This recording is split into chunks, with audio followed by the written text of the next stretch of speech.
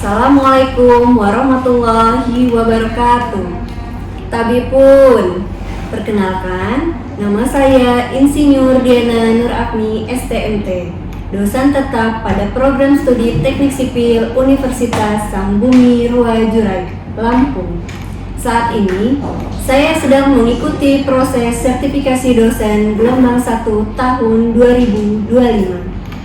Video ini merupakan salah satu persyaratan dalam penyusunan dokumen pernyataan diri dosen dalam unjuk kerja Tridharma Perguruan Tinggi. Pada kesempatan ini, saya akan memaparkan salah satu mata kuliah yang saya ampu, yaitu Teknik Lalu Lintas. Saya mengajar mata kuliah Teknik Lalu Lintas pada semester genap tahun 2024-2025 dengan bobot 2 SKS. Mata kuliah ini merupakan bagian dari kelompok keahlian transportasi di bidang teknik sipil yang membekali mahasiswa dengan pemahaman dan kemampuan dalam menganalisis, merencanakan, serta mengendalikan sistem lalu lintas demi terciptanya transportasi yang efisien, aman, dan berkelanjutan. Adapun deskripsi mengenai mata kuliah ini didasari oleh pertumbuhan arus lalu lintas yang lebih besar dari pertumbuhan prasarana transportasi, sehingga menimbulkan beberapa permasalahan di saat ini. Keberadaan permasalahan transportasi tersebut maka dapat meninjau dari nilai kinerja prasarana transportasi yang ada. Mata kuliah ini membahas analisis operasional kerja dan memodifikasi pengetahuan untuk meningkatkan kinerja pada ruas jalan, simpang, dan juga parkir. Dengan demikian, rekayasa lalu lintas berperan mewujudkan kondisi lalu lintas jalan raya selamat, lancar, serta efisien bagi pergerakan manusia, barang, dan jasa dengan kondisi geometrik atau jaringan dan lalu lintas yang ada. Adapun capaian pembelajaran mata kuliah ini atau CPMK tentang teknik lalu lintas yang pertama adalah mahasiswa mampu menerapkan pengetahuan dasar teknik lalu lintas pada bidang teknik lalu lintas dan sesuai dengan regulasi yang berlaku di Indonesia dengan penuh tanggung jawab.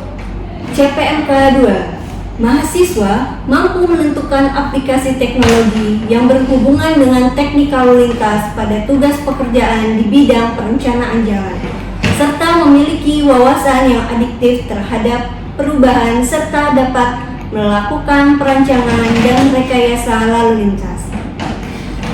Materi pembelajaran atau pokok bahasan mata kuliah teknik lalu lintas yaitu yang pertama, tentang fasilitas pejalan kaki dan sepeda. Yang kedua, mengenai karakteristik komponen lalu lintas. Yang ketiga, untuk pengertian dan karakteristik dasar arus lalu lintas. Yang keempat, karakteristik pengguna kendaraan kecepatan pada lalu lintas. Yang kelima, hubungan antara kecepatan, volume, dan juga kepadatan.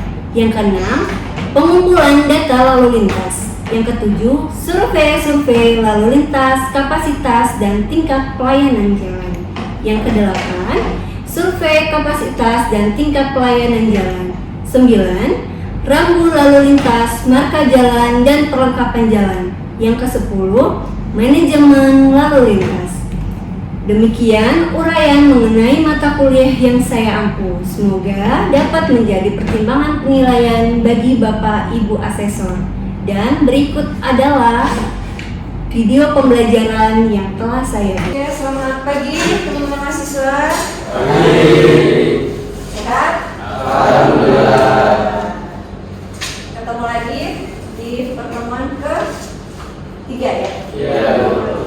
Ya, untuk mata kuliah teknik lalu lintas di semester berapa kalian?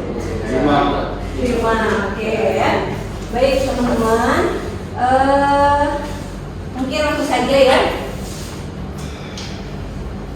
Di sini kita mulai dengan, kalau minggu yang lalu kita sudah bahas mengenai apa itu lalu lintas, apa itu jalan. Lalu pertanyaannya, bagaimana kita tahu bahwa pada suatu ruas jalan tersebut itu dapat dikatakan sesuai dengan kapasitasnya? Sebagai anak teknik, yang harus kita lakukan adalah survei. Karena kita nggak bisa ngomong nih jalannya, oh jalannya sudah lancar, oh jalannya macet, jalannya terlalu banyak hambatan, terlalu banyak gangguan misalkan, atau kecepatannya tidak maksimal kalau kita tidak melakukan survei. Survei itu apa yang kalian tahu? Geometri jalan. Survei geometri jalan. Untuk apa melakukan survei? Mengetahui kondisi di. Iya benar. Balik lagi ke pertanyaan yang tadi. Untuk mengetahui kondisi ruas jalan tersebut, ya. Nah, pertanyaannya, ada nggak yang pernah dengar dengan ini? Saya nggak promosi ya, tapi ini lagi hits. Minggu yang lalu saya baca trainingnya mengenai survei TomTom Traffic Index. Pernah dengar? Belum. Oke, kalau belum dengar, saya akan bahas dari kota di Indonesia. Menurut Anda, itu kota termacet ya di Indonesia itu apa? Jakarta. Terus apa lagi? Apa? Bandung. Terus ada lagi? Jogja. Lampung macet ya? Nah, di mana si TomTom Index itu adalah laporan tahunan yang disusun oleh perusahaan TomTom. Ini saya dalam rangka tidak mempromosikan ya. Tetapi ternyata dia menyediakan jasa global teknik tentang navigasi dan juga peta digital. Jadi di dalamnya itu dia bisa melaporkan bahwa di seluruh dunia, di kota-kota besar itu kondisi jalannya seperti apa, sehingga dia merilis nih berdasarkan data LHR yang sudah dia catat tahun yang lalu bahwa kota termacet di Indonesia tidak lagi Jakarta, melainkan pindah ke Bandung. Jadi warga Bandung pada panik nih. Mungkin salah satunya karena banyak pekerjaannya ya yang memilih untuk pindah ke yang daerah lebih adil ya. Karena panas Jakarta terlalu panas. Wisata juga kan? Wisata berpengaruh.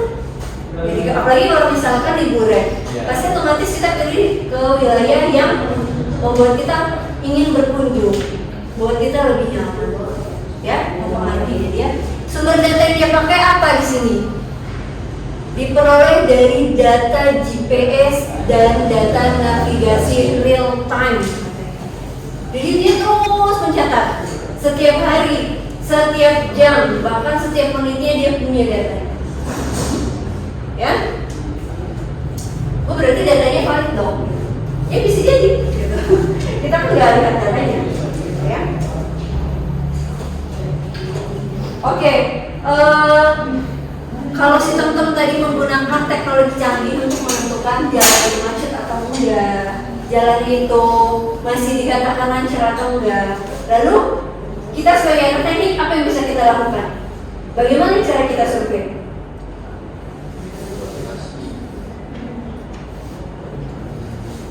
Apa? Pertanyaannya adalah apa dan bagaimana?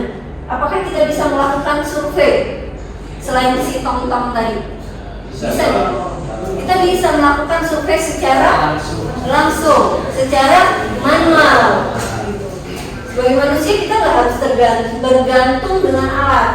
Kita bisa mencatat jumlah kendaraan kita itu yang lewat berapa secara manual. Siapa yang melakukan, Bu? Si surveyor. Si surveyor itu apakah kita bisa lakukan sendiri? Pertanyaannya. Ya. Selain ada survei secara manual, ada survei apa lagi? Ada automatic traffic counter dan survei video. Ya, seperti hal ini kita contohkan nih. Si manual tadi kan orang nih yang melakukan. Nah, kemudian automatic traffic counter ini apa? Alat apa yang digunakan? Radar, kamera, gitu ya. Jadi kendaraan jalan di Lampung ini sudah banyak dipasangi kamera-kamera. Biasanya ada titik-titiknya. Seperti misalkan lampu merah. Biasanya ada kameranya kan? Ya, Bu. Nah, kemudian biasanya lagi jalan tol. Bahkan tilang-tilang itu biasanya banyak dilakukan menggunakan kamera untuk mengidentifikasi bahwa kendaraan ini apakah melewati kecepatan yang telah ditentukan. Misalkan, apakah kendaraan di satu ruas jalan ini macet atau enggak?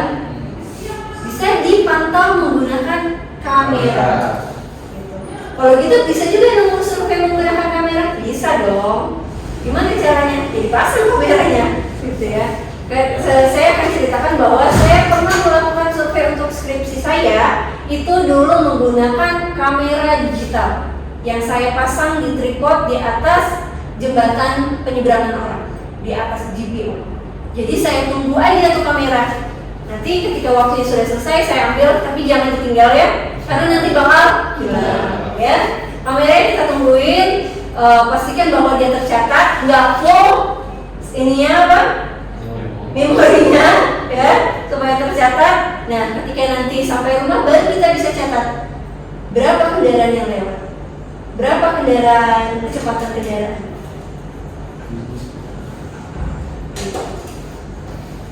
Bisa dipahami ya? Survei video sama. Nah, kemudian Bu, saya sudah melakukan survei, saya sudah punya jumlah LHR-nya berapa. Apa yang akan saya lakukan lagi, Bu?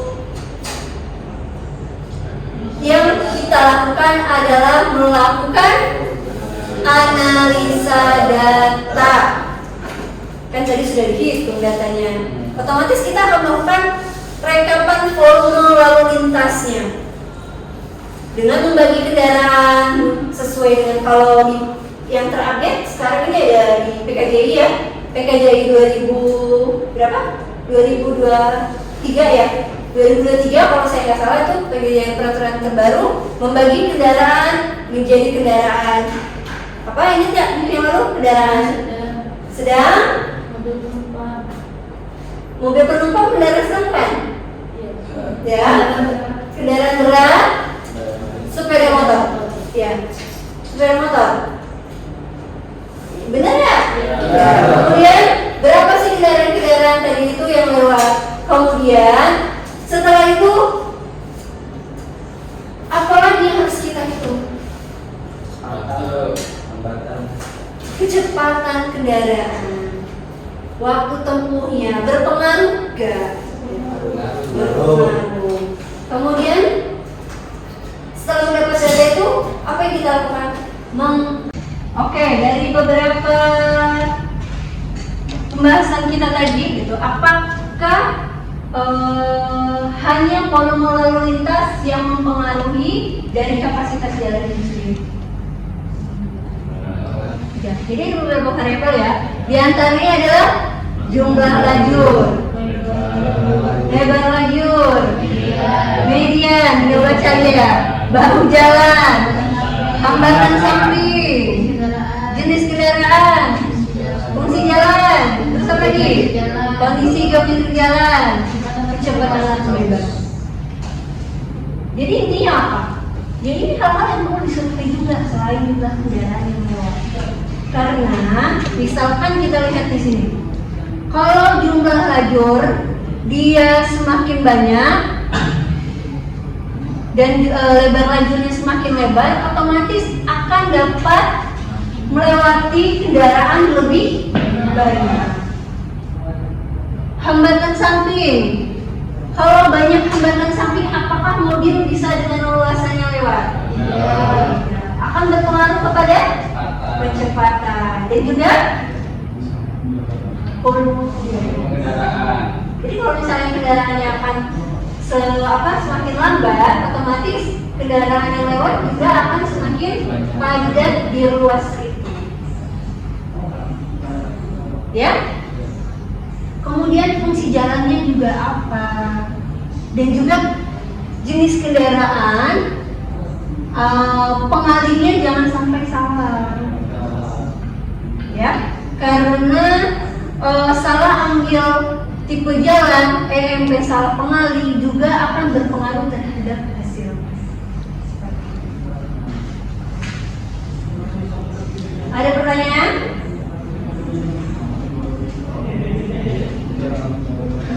Oke, kita lanjut ya. Bu, sebenarnya buat apa sih Bu ngitung-ngitung LHR, tipe jalan, kemudian lebar lajur dan sebagainya untuk mengetahui derajat kejenuhan atau DS. Dimana kalau tingkat pelayanannya dia masuk A, itu DS-nya kurang dari 0,2. Artinya apa? Kondisi operasional atau ruas jalannya bebas, sangat lancar, tidak ada masalah, tidak ada kendala. Ya, kalau derajat kejenuhannya B, artinya apa? Lancar. Masih gak apa-apa Bu, bagus-bagus aja. Kalau C, dia stabil, tapi udah mulai padat nih kendaraannya. Udah mulai banyak kendaraan yang lewat nih. Kemudian kalau D, cenderung padat. Padat kapasitas maksimum, makanya kita harus tahu juga kapasitasnya berapa. Dan juga kalau dia di tipenya F, itu dia macet dan tidak stabil, udah urakan di jalannya. Ya. Jadi kita kalau misalnya mau berangkat yang tadinya hanya butuh waktu 20 menit, 30 menit, mungkin kita bisa berangkat jadi waktu perjalanan jadi 1 jam. Pengaruhnya terhadap volume dan hambatan samping. Ya. Nah, ini dia. Ada satu contoh singkatnya begini. Kalau volume lalu lintas 2000 SMP per jam, kapasitas jalan 2500 SMP per jam. Makanya dia harus dikalikan ke SMP. Karena nanti di DS kita harus tahu tingkat pelayanannya dibagi menjadi angka. Misalkan diketahui di sini 2000 per 2500 dapat 0,8. Tingkat pelayanan D cenderung padat.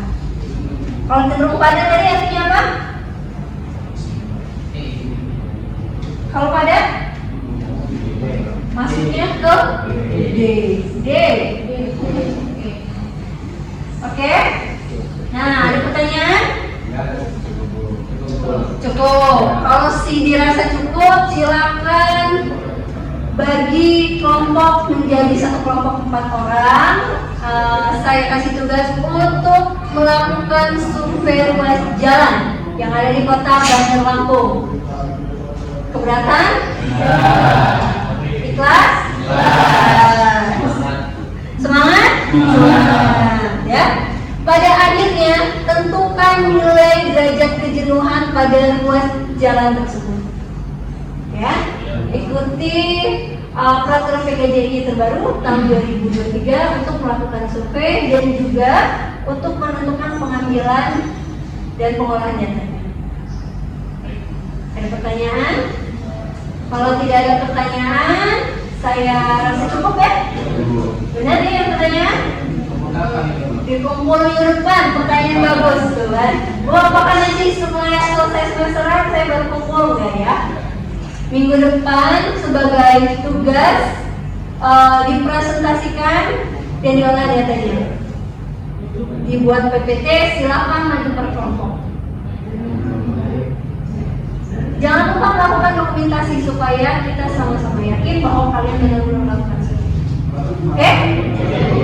Deal? Oke. Baik ya, saya akhiri. Kita ketemu minggu depan di pertemuan berikutnya. Saya akhiri. Wassalamualaikum warahmatullahi wabarakatuh. Waalaikumsalam.